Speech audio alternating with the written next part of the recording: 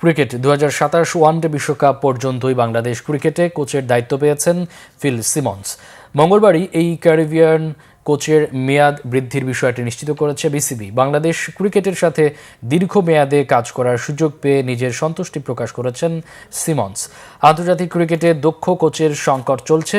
বাংলাদেশ ও পাকিস্তান দুদেশেই দক্ষ কোচের সমস্যায় পড়েছে। তার উপর বিগত দিনে বিসিবির নেতিবাচক কর্মকাণ্ডে ভালো বিদেশি কোচরা টাইগার ক্রিকেটের দায়িত্ব নিতে আগ্রহ দেখাচ্ছেন না। এর সাথে আইপিএল ও বিভিন্ন ফ্র্যাঞ্চাইজি লিগে অল্প সময় অনেক বেশি পারিশ্রমিক পাওয়ায় অনেক দক্ষ কোচই জাতীয় দলের দায়িত্ব পালনে আগ্রহ হারাচ্ছেন। সেজন্য ভালো মানের বিদেশি কোচ না পাওয়ায় সিমন্সের উপরই ভরসা রাখছে বিসিবি। 2027 সালে অক্টোবর-নভেম্বরে হবে ওয়ানডে বিশ্বকাপ। সে পর্যন্ত তার সাথে চুক্তি হবে বোর্ডের। 2024 সালের অক্টোবরে চন্ডিকা হাথুরুসিংহকে বিদায় দেওয়ার পর ভালো মানের বিকল্প কোচ না পাওয়ায় সিমন্সকে আইসিসি চ্যাম্পিয়ন্স ট্রফি পর্যন্ত দায়িত্ব দেয় বিসিবি। কিন্তু চ্যাম্পিয়ন্স ট্রফিতে বাংলাদেশের পারফরমেন্স ছিল বড় হতাশার। এরপরও সিমন্সকে দায়িত্বে রাখায় অর্থ হচ্ছে নিজেদের আর্থিক গণ্ডির মধ্যে ভালো মানের দক্ষ কোচ না পাওয়া।